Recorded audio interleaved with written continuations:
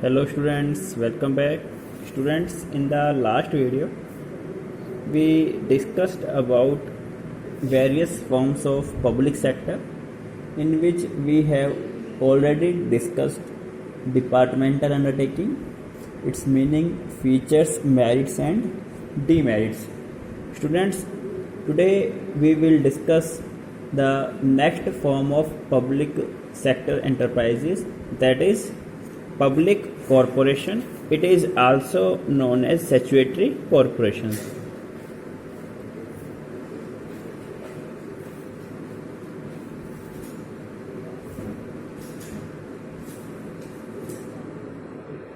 Statutory corporation. बेटा बात आती है कि what do we mean by public corporation और स्टैट्यूटरी कॉरपोरेशन। तो ये क्या होता है? It refers to a corporate body. Corporate body मतलब क्या होता है? एक ऐसी ऑर्गेनाइजेशन जो बिजनेस, वेरियस टाइप्स के बिजनेस परफॉर्म करती है, तो उसमें क्या बोलते हैं? Corporate body.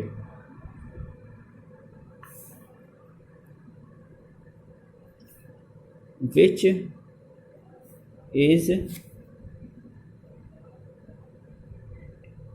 established through a special act of parliament or state assembly।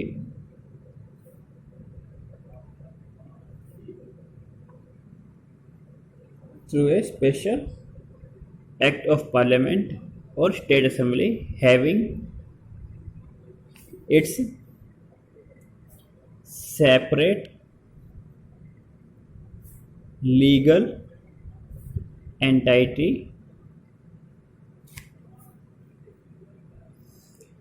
ठीक है बेटा, क्या होता है इसका मतलब कि पब्लिक कॉरपोरेशन भी एक गवर्नमेंट अंडरटेकिंग होती है, which is established by government through by passing a special resolution, a special act through parliament और स्टेट असेंबली।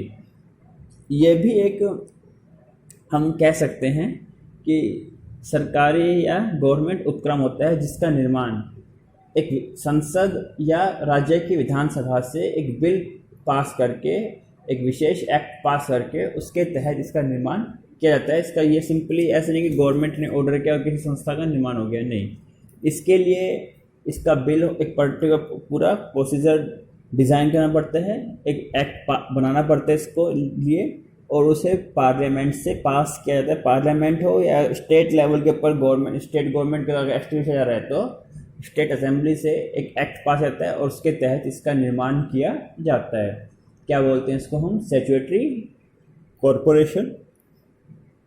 इसका एक अपना सेपरेट लीगल एक्शन होता है। जैसे हम कहते हैं डिपार्टमेंट होते हैं, उनकी सेपरेट लीगल एक्शन होती है। They are considered as a part of government which is regulated by government. But public corporation जो होते हैं उनकी एक सेपरेट लीगल एग्जिस्टेंस होती है। गवर्नमेंट इनकी वर्किंग में डायरेक्ट इंटरफेरेंस नहीं करते। They are completely owned and financed by the government, but government do not take direct participation in the management of these corporation. Rather they appoint some officers who regulate these corporations on their personal behalf। ये क्या होते हैं? इसके अंदर government के द्वारा अलग अलग डायरेक्टर्स की अपॉइंटमेंट की जाती है, और ये जो डायरेक्टर्स होते हैं इंडिपेंडेंट रूप से इन कॉरपोरेशंस को चलाने के लिए फ्री होते हैं। सरकार जो होती है वो पब्लिक कॉरपोरेशन की वर्किंग के अंदर, उनके कार्यों के अंदर इंटरफेरेंस नहीं करते।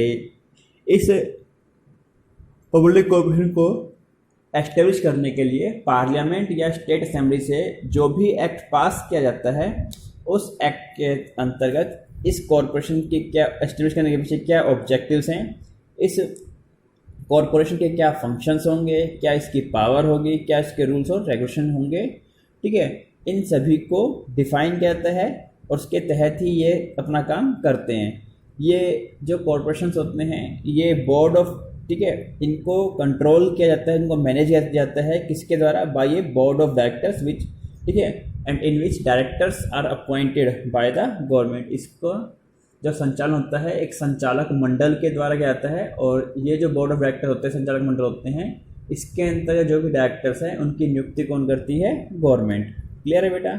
उसे हम क्या बोलते हैं? Public corporation. इनका खुद का एक अपना संविधान होता है, उसके तहत ये काम करते हैं। जैसे इंडिया के अंदर रिजर्व बैंक ऑफ इंडिया है, Life Insurance Corporation of India है, ICAI Institute of Chartered Accountant Association of India है, या फिर हम कहते हैं FCI Food Corporation of India है। ये सभी क्या है? Example of public corporation. Clear है बेटा? Next one is features. What are the main features of public corporations? Public corporation के मेन फीचर्स कौन कौन से होते हैं? सबसे पहले आता है बेटा इसके अंदर फॉर्मेशन। सबसे पहले क्या आता है इसमें? फॉर्मेशन। तो अभी आपको हमने बताया कि जो भी पब्लिक कॉरपोरेशन होता है, इनकी जो फॉर्मेशन होती है, उनकी जो एस्टेब्लिशमेंट होती है, वो क्या होती है? After passing a special act through the parliament और स्टेट असेंबली। पार्लियामेंट या स्टेट असेंबली से एक स्पेशल एक्ट पास किया जाता है, जिस एक्ट के अंतर्गत इस उपक्रम, इस पब्लिक कॉरपोरेशन के क्या ऑब्जेक्टिव्स हैं, क्या इसकी पावर्स हैं, क्या रेस्पॉन्सिबिलिटीज़ हैं और क्या फंक्शंस हैं, इनको डिफाइन किया जाता है। उसके बाद ही इनको एस्टेब्लिश किया जाता है। Second one,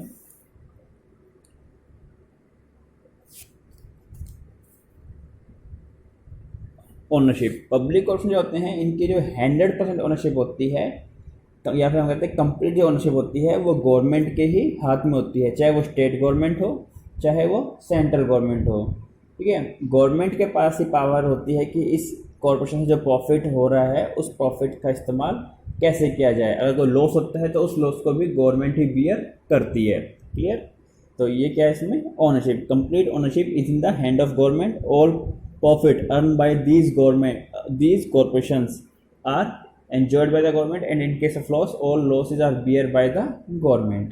Clear? Third, corporate existence।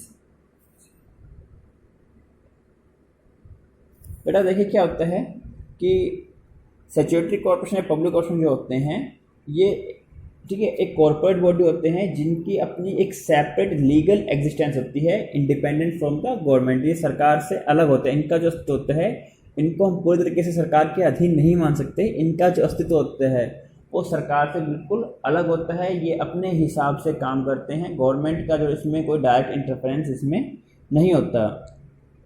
ये जो पब्लिक कॉर्पोरेशन होते हैं, ये किसी भी आउटर पार्टी के अगेंस्ट केस कर सकते हैं, या कोई आउटर पार्टी है वो भी इनके अगेंस्ट केस कर सकते हैं। किसी भी बाहरी पार्टी का कोई भी कॉन्टैक्ट कर सकते हैं, और कोई भी अपने नाम से कोई भी प्रॉपर्टी वगैरह है उसको ये एक्वायर कर सकते हैं। क्या बोलते हैं इसको हम? Separate legal existence, separate corporate existence. Clear है बेटा? नेक्स्ट वन, फाइनेंशियल फ्रीडम या फाइनेंशियल ऑटोनॉमी।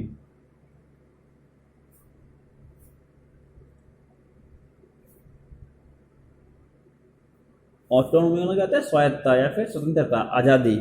तो इसमें जो भी हम कहते हैं पब्लिक कॉर्पोरेशन जो होते हैं, ये इंडिपेंडेंटली फाइनेंस्ड होते हैं। इनके अंदर जितने भी फाइनेंसिंग है, ठीक है, चाहे वो ग्रांट के रूप में हो, चाहे बोरोइंग के रूप में हो, वो सभी किसके थ्रू की होती है? गवर्नमेंट के थ्रू ही होती है।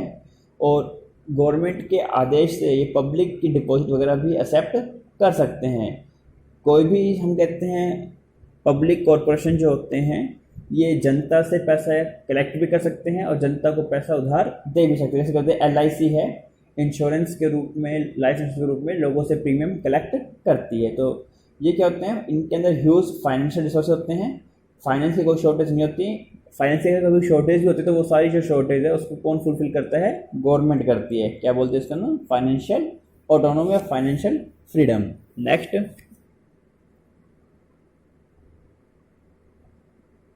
अकाउंटिंग और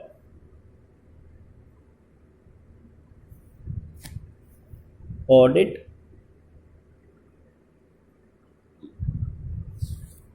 प्रोसीजर। देखिए, जो अकाउंटिंग और ऑडिटिंग के रूल डिपार्टमेंटल में अप्लाई होते थे वो यहाँ पर नहीं होते। गवर्नमेंट इनको अकाउंट ऑडिट करने के लिए बाउंड नहीं होती, ये अपने बिहाफ पर ऑडिटर अपॉइंट करते हैं, अपने बिहाफ पर ही, अपने लेवल के ऊपर ही अपनी ऑर्गेनाइजेशन की अकाउंटिंग मेंटेन करते हैं। क्लियर है। और नेक्स्ट इसमें क्या होता है,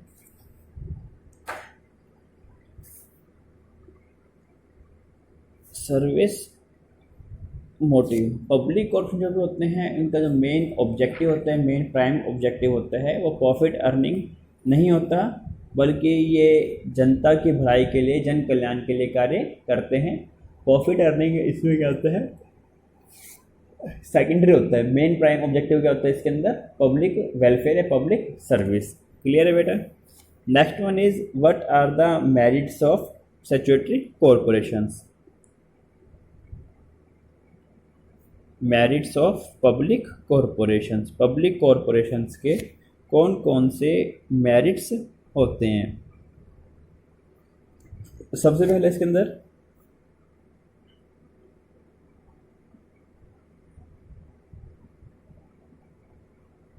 फ्रीडम फ्रॉम इंटरफेरेंस। देखिए पब्लिक जो भी होते हैं वो, उनका जो निर्माण होता है पार्लियामेंट के स्पेशल एक्ट के तहत होता है, जिसके तहत उनको विशेष पावर और विशेष रिस्पॉन्सिबिलिटीज दी जाती है। तो सरकार इनके कामकाज में दखल नहीं दे सकती, जो इसका संविधान होता है उसके अनुसार प्रत्यक्ष रूप से सरकार इनके कामकाज में किसी प्रकार का कोई दखल नहीं दे सकते। ये अपनी वर्किंग के लिए बिल्कुल फ्री होते हैं, ये अपने हिसाब से बिजनेस अपनी पॉलिसीज वगैरह फॉर्म कर सकते हैं। क्लियर है। सेकंड, ऑपरेशनल एफिशिएंसी या operational flexibility.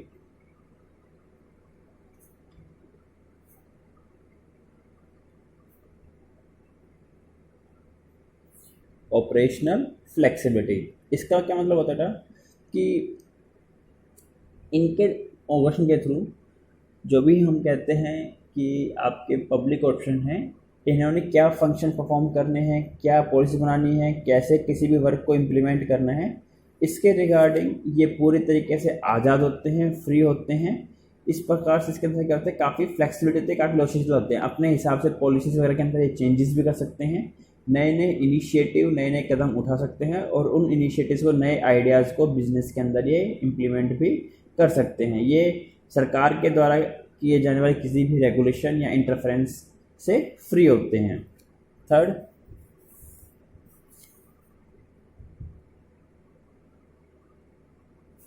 Promotes economic growth.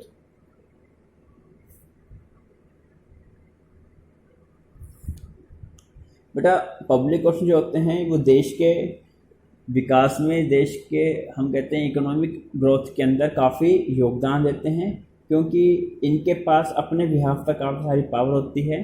ये अपने लेवल पर प्राइवेट एंटरप्राइज वगैरह है उनको फाइनेंस कर सकते हैं, और देश के अंदर जो भी इंडस्ट्रियलाइजेशन है, ठीक है, जितने भी हम कहते हैं जैसे आरबीआई है उस भी बैंकों को रेगुलेट करता है, बैंकों की स्मूथ रेगुलेशन को इंश्योर करता है, और देश के ग्रोथ में, देश के फाइनेंशियल ग्रोथ में अपना सपोर्ट देता है, अपने विकास योगदान देते हैं। आईआरडी है, जितनी भी इंश्योरेंस कंपनी उनको रेगुलेट करता है, उनके वर्किंग को रेगुलेट करता है, जिससे वो स्मूथली रेगुलेट कर सके, जिससे देश का विकास संभव हो सके। क्लियर है। नेक्स्ट होता है इसके अंदर सर्विस मोटिव। पब्लिक कॉर्पोरेशन जो भी होते हैं इनका उद्देश्य सिर्फ लाभ कमाना नहीं होता, बल्कि ये जन कल्याण के लिए कार्य करते हैं, ये लोगों की भलाई के लिए कार्य करते हैं, जिससे लोगों का विकास हो सके, लोगों का भला हो सके। जैसे हम कहते हैं सेबी है, सेबी पब्लिक ऑप्शन है जिसको स्थापित किया गया किस लिए, जिससे स्टॉक एक्सचेंज की वर्किंग को रेगुलेट किया जा सके और जो स्मॉल इन्वेस्टर्स हैं उनके इंटरेस्ट को प्रोटेक्ट किया जा सके। हम कहते हैं कि आईआरडी है वो इसलिए है ताकि इंश्योरेंस कंपनीज है वो आम जनता से फ्रॉड ना कर सके, उनके फ्रॉड से उनको बचाया जा सके। हम कहते हैं आरबीआई है वो बैंकिंग की रेगुलेशंस करता है ताकि बैंक सही स्मूथली रेगुलेट कर सके और आम जनता स्मूथली अपनी बचत भावनाओं को बढ़ावा दे सके। क्लियर है बेटा।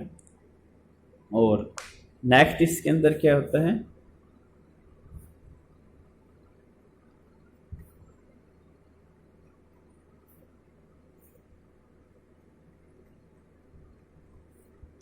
ये जो पब्लिक कॉर्पोरेशन होते हैं इनके अंदर फाइनेंशियल प्रॉब्लम नहीं होती, इनके पास रिसोर्सेज होते हैं वो वाकई काफ़ी बल्क स्केल के ऊपर अवेलेबल होते हैं, क्योंकि इसकी सारी ये फंडिंग है, फाइनेंसिंग है, वो गवर्नमेंट के थ्रू की जाती है। तो इनके पास बजट वगैरह की कोई प्रॉब्लम नहीं होती, जिससे ये इकोनॉमिक डेवलपमेंट को रफ्तार दे सकते हैं। इनके बाद ये एक फाइनेंशियल फ्रीडम जो है वो एंजॉय कर सकते हैं। Next,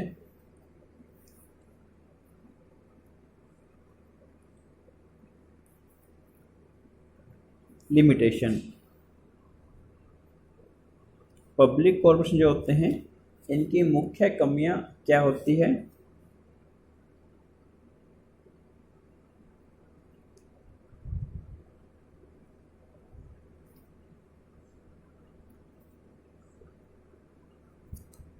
theoretical autonomy.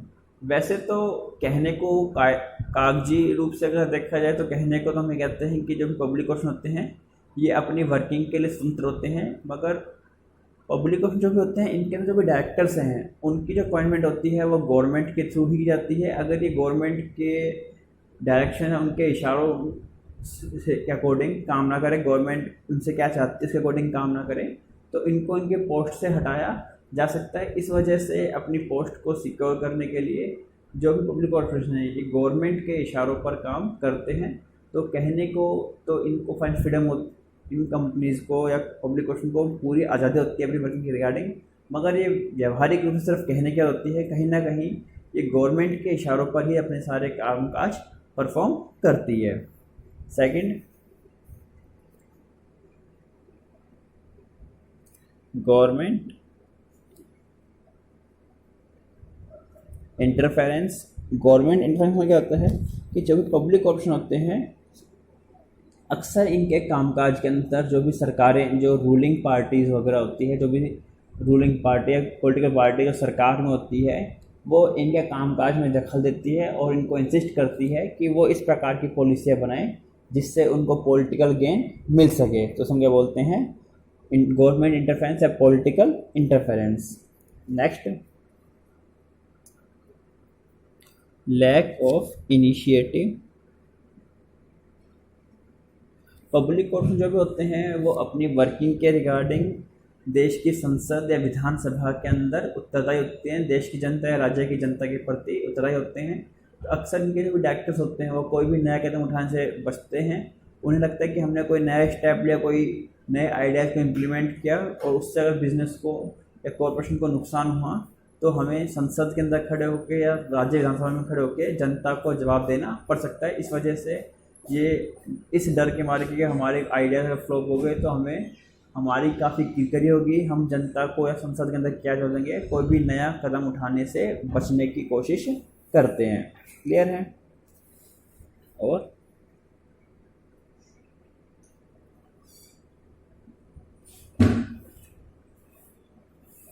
नेक्स्ट होता है इसके अंदर डिले इन एक्शन।